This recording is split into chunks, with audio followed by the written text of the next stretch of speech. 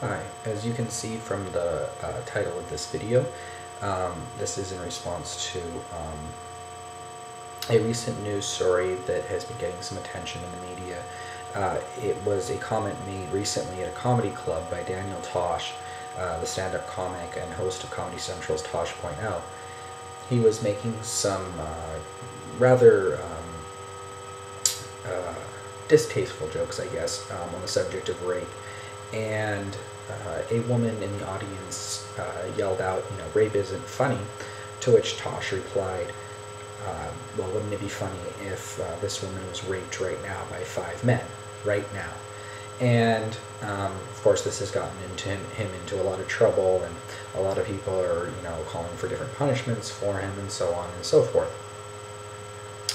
I think it's interesting that this story has grabbed so much attention, and I think that stories in general like this is something worth noting, which is of course why I'm making this video. I think the larger point that needs to be made is that you have to be very careful when you start deciding what can and cannot be talked about.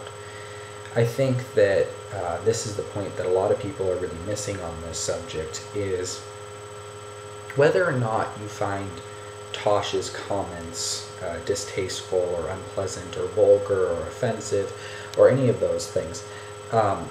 The crucial point is, you hear this a lot. You hear people say, oh, they take it from just, I disagree or I dislike what Daniel Tosh had to say, or a number of other people who've made, offensive comments, and they take it from, instead of just being offended or just not agreeing with it or coming back with a rebuttal, they say he should not be allowed to say this.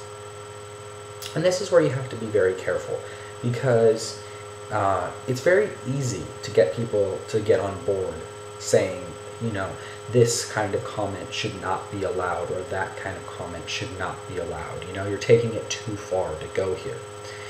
And whether or not you're incredibly offended by it doesn't really matter. You can respond that you're incredibly offended. You're welcome to start a boycott Daniel Tosh campaign. I'm sure there's already one started because of this.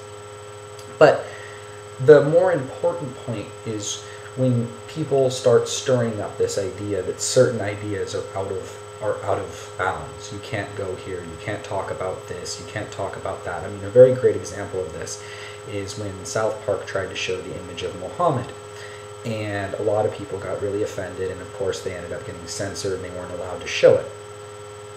And to me, this was a huge moment in kind of the American political sphere, because South Park has a constitutional right to show whatever they want. Now, obviously, they can't show pornography or certain things like that because, there are certain TV limits. But showing the image of Muhammad doesn't really fall under any of those. It's simply a free speech matter. And, of course, they were censored. And I think, again, you have to be careful in this because, and it's a point that most people don't understand, that the Constitution was set up to protect people who make comments that are vulgar and unpopular. That is what that amendment to the Constitution, the amendment guarding free speech, that's what it's there for. If an idea or a certain statement was popular and well accepted by the masses, it wouldn't need protecting. You wouldn't need a constitutional amendment, for instance, to protect the idea that, kittens are friendly. It's a popular idea. We don't have to defend it. We don't have to defend that point of view. It's only comments that are on the edges of society, comments that the vast majority of the population find offensive, that need protecting. And you see this in many spheres. You see where, someone will make a comment about race or a social issue or a gender issue or anything like that. Now, we may find these offensive, we may find them vulgar, we may find them, something we don't personally want to hear. But that's the right of the person still to say it, and you have to stand by their right.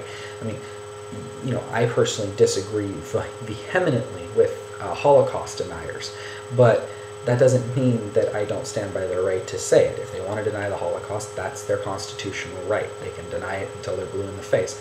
My constitutional right is to call them a bunch of liars and disagree with them.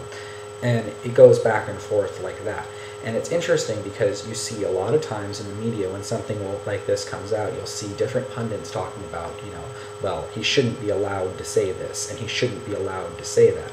And you have to be very careful when you're getting behind somebody on something like that, because the next thing you know, now we're making a list of what can and cannot be said.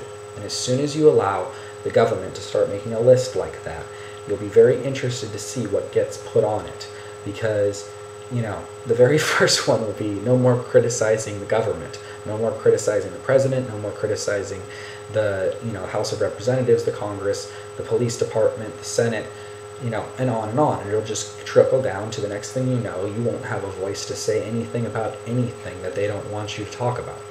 And I know it seems like a stretch, but it's really not, because the idea behind it is the same. As long as you allow a list to be made of things that can and cannot be talked about, you don't have any say anymore about what gets put on that list. And a lot of people say, well, we could just censor out the vulgar stuff. Well, whose opinion is it that we're going to go with on vulgar? And isn't that person's opinion kind of subjective? I mean, what offends me is probably not the same that offends you. And it depends which one of us is making the list, what stuff's going to get on that, doesn't it? So I think that's the bigger point here, that people have to be very careful about when they're criticizing Tosh. Me personally, I'm not offended by what Tosh said. I'm sure there are many people everywhere who are very offended by what Tosh said. I, however, stand behind his right to say it. I think everybody else should stand behind his right to say it. I think if somebody comes out and says that Tosh should be raped, I'll stand behind their comment too. It's not really a matter of what gets said, is what I'm saying. The bigger point here is making sure we keep the right to say what we think. Thanks for watching another installment of Ptolemy's War on Everything. Please subscribe to my channel. Thanks.